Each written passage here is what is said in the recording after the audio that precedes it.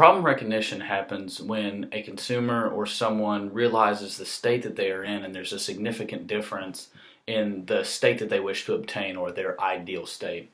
From a marketer standpoint, we really like this because if we can produce a product that will allow a consumer to see that they have some sort of problem recognition, then we can maybe get them to buy our product. Like one example of this could be like mouthwash. So for mouthwash, mouthwash can give you freshness of breath all day long and than fight more than toothpaste can. Just by brushing your teeth in the morning, it can do more and keeping your breath fresh throughout the day, and fighting more gum disease and stuff like that than just toothpaste can. And so, a marketer may try to stimulate this by saying, you brush your teeth and your teeth don't feel as clean throughout the day, and they get worse over the time, and you have to constantly keep brushing your teeth. But by using mouthwash, you can have those clean teeth and that fresh breath throughout the day without having to brush your teeth again. And we can make a consumer feel this way by telling them, if you get our mouthwash, then this mouthwash will help you to have fresher breath throughout the day. And if you're up close and having conversations with people, it'll allow them not to smell that freshness of your breath and to think, wow, that person's really clean. Another example of this is buying a new car. And if you have an old beat up car and you need a new one to maybe get some attention, or there's new features that come out in cars and you really want them, something like heated seats or a heated steering wheel, for the winter, and you get in your car and you're like, man, it's cold, and you can just grab that steering wheel and just sit in that seat and you can instantly warm up. Some ways that we try to stimulate this is, producing these commercials with cars and saying, these cars have these new features that your old car may not have, and, it'll grab the attention of people. And even things like Wi-Fi are coming out in cars now, and it allows people to be like, oh, well, my car doesn't have Wi-Fi, so maybe I should get that too.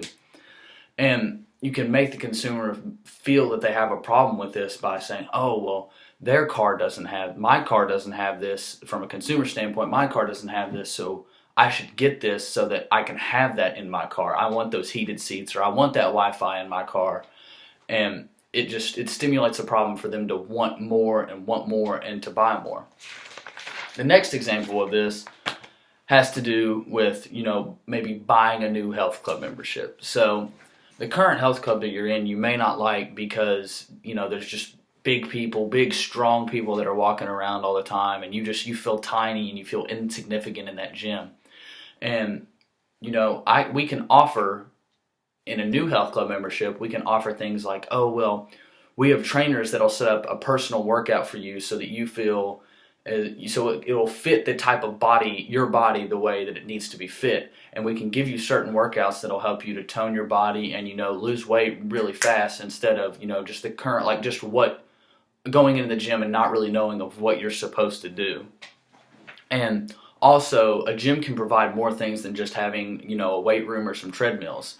It can have a basketball court or even a swimming pool for people who don't really like to lift weights and do things like that. They can run playing basketball and, shed some pounds, or they can swim to tone up their body as well as lose some weight in the process.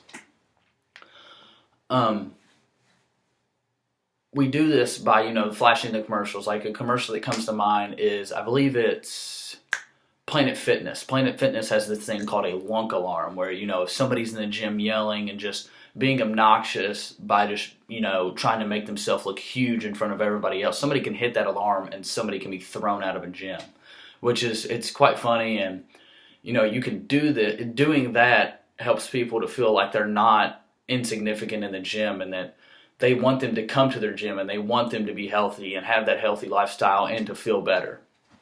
One of the last things that I'll move into will be life insurance. And this one's kind of a hard thing to deal with because, life insurance, when I think about life insurance, it just makes me think about death because, when you get life insurance, it's for if you pass away, like with terminal illness or anything like an illness or anything like that, it leaves money behind so that your spouse or maybe even your family doesn't feel like they're in a hole when that unfortunate thing really happens. And one problem that you can address to people is well, you need life insurance so that your family or your spouse doesn't feel like they're left behind in when that happens, and they don't feel like they're just left with nothing in their hands and nothing they can do. Even if, like, you're someone who's really wealthy and your wife doesn't work, or you're a rich woman and your husband doesn't work. This can be something that you can have, that if you have an unfortunate terminal illness, that you're able to leave something behind for them so they don't feel alone and they don't feel like they're just stuck with nothing, with having nothing. And marketers, we can stimulate this by saying, you need to get this life insurance so someone doesn't feel like that left out, like I've stated before. And it'll give them that assurance and safety that, even if something terrible happens, that there's still going to be a fallback to where they won't be just left with nothing to have, nothing that's theirs, and they will have something to fall back on. And you make the consumer feel as if there's a problem, if they're like, well, I'm just looking into it, I don't really know if I want life insurance. You can present the problem to them. Well, what happens if you pass away and you leave your money to no one? Or, you leave that lump sum of money just behind and your spouse or your family can't even touch it, So I really believe that the problem recognition for that is just knowing that you don't want your family to feel as if they have nothing if something terrible happens, or you don't want your spouse to pass away and just to leave nothing for you as well.